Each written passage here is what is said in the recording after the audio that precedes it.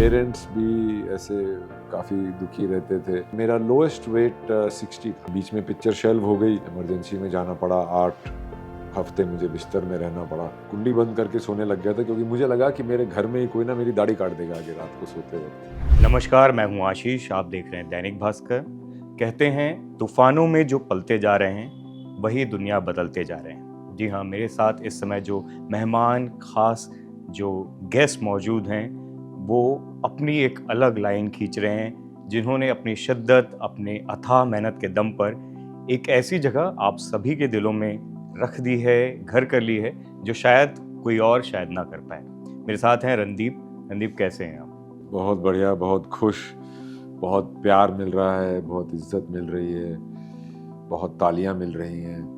पता नहीं था कि एज अ फिल्म मेकर मैंने काफ़ी इसमें फॉर्म ब्रेक की थी, काफ़ी नई नई टेक्निक्स यूज़ की थी, काफ़ी जॉनरा ब्रेकिंग टेक्निक्स यूज़ की थी। वो लोगों को समझ में आएंगी या नहीं, कैसी लगेंगी उन्हें, पर ये इस तरह का जो एक्सेप्टेंस मिला है, मैं तो वाकई में ब्रदर गद हो गया हूँ। हालांकि कंधे मजबूत हैं, लेकिन एक नहीं, दो नहीं, तीन नहीं, मतलब चार चार बड़ी जिम्मेदारी निभा रहे थे जी। आपने। राइटिंग का जिम्मा भी उठाया, को राइटिंग की, डायरेक्शन किया, एक्टिंग की और प्रोड्यूस भी कर रहे थे। आसान फिल्म नहीं थी। और अब जब इस तरह का रिसेप्शन मिल रहा है, फीडबैक आ रहा है, तो थोड़ा रिलीव महसूस कर रहे हो, रिलैक्स महसूस कर रहे हो? जी बिल्कुल, क्योंकि इसमें जब से मेरे पास ये पिक्चर आई थी और मुझे भी सावरकर जी के बारे में इतना नहीं पता था, पर जब मैंने उनके बारे में पढ़ा तो मुझे बहुत गुस्सा आया कि उनके साथ इतना अन्याय क्यों हुआ और कैसे हुआ। मैंने ठान ली थी कि कुछ भी हो जाए मैं ये फिल्म लोगों तक पहुंचाऊंगा, और मैं तो एज एन एक्टर ही जुड़ा था, और वो सारे काम मैं लेता गया, अपने कंधों पे लेता गया और छाती चौड़ी करके लेता गया और एक पर्पस से लेता गया कि मुझे ये अंजाम तक पहुंचानी है और लोगों तक पहुंचाना है। तो शायद वो सब जो तकलीफ़ें मुझे झेलनी पड़ी, जिनके बारे में बात करने की ज़रूरत भी नहीं है, उन सब तकलीफ़ों का जब वो तालियां बजती है ना ब्रदर, तो लगता है अरे यार, भूल जाता है आदमी। आपके ये ट्रांसफॉर्मेशन है, उससे आपके आसपास के लोग जो आपके डियर एंड नियर वंस हैं वो तो परेशान रहते बहुत होंगे। परेशान रहते हैं इस फिल्म में काफी लोगों को, जैसे सेट पे तो छोड़िए, आप घर वालों का रिएक्शन बताइए, घर कितने वाले किलो भी, वैसे कम किया था माय इसमें? पेरेंट्स भी ऐसे काफ़ी दुखी रहते थे क्योंकि मैं एक तिल मिलाती हुई आत्मा था।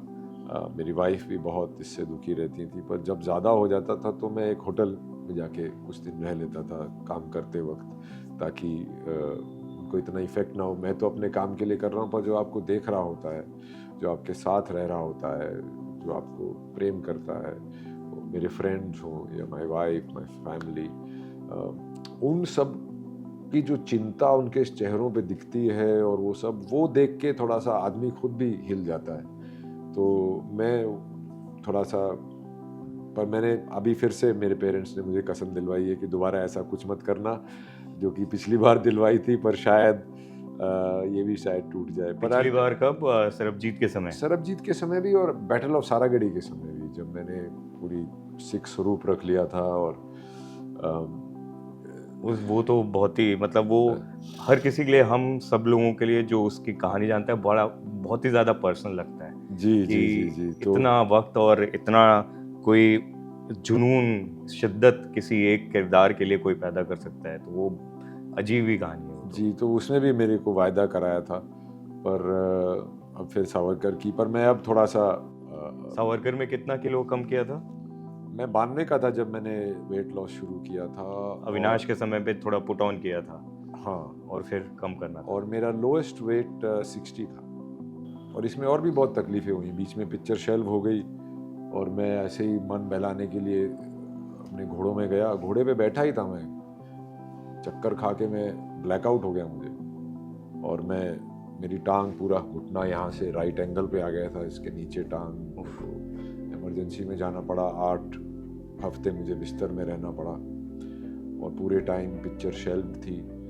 और वो जो समय बीता जहाँ पे रिवेंज ईटिंग भी कर रहा हूँ, बैठे पड़े पड़े, क्या करे आदमी, खाए पिए। फिर मैंने तो उस वक्त लिखना शुरू किया, और मैंने 15-20 शॉर्ट स्टोरीज लिख दी हिंदी में, अपने आसपास के वर्सोवा के, क्योंकि पहले लोगों ने ये सब डॉक्यूमेंट किया है, पर as a literature, as these people कोई लिखता नहीं है।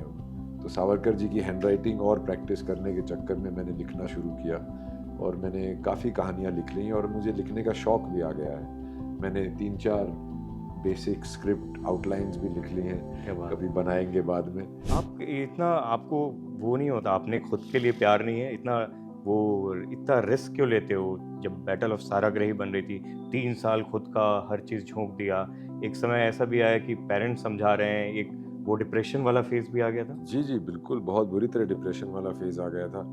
मैं कुंडी बंद करके सोने लग गया था, क्योंकि मुझे लगा कि मेरे घर में ही कोई ना मेरी दाढ़ी काट देगा आगे रात को सोते वक़्त। और फिर उस पे झगड़े होते थे कि नहीं, कुंडी बंद करके नहीं सो सकते तो, कहीं कुछ कर लिया रात को तो, ऐसा कुछ मतलब इस टाइप का माहौल हो गया था। तो नहीं, it is a terrible time and और आपके आस-पास वाले लोगों के लिए और भी ये थोड़ा दुखदाई रहता है। पर क्या है ना यार, आदमी को देखी जाएगी का थोड़ा एटीट्यूड रखना पड़ता है, देखी जाएगी जो होगा। वो रणदीप का कोर क्या है जो अपने आप वो टूटता नहीं है, वो टूटने नहीं देता खुद को? देखी जाएगी अपने मन की और जो जैसे ज़िंदगी जीनी थी जी, और जैसे काम करना था किया। अब वक्त बताएगा कि उसका कुछ वर्थ होगा कि नहीं।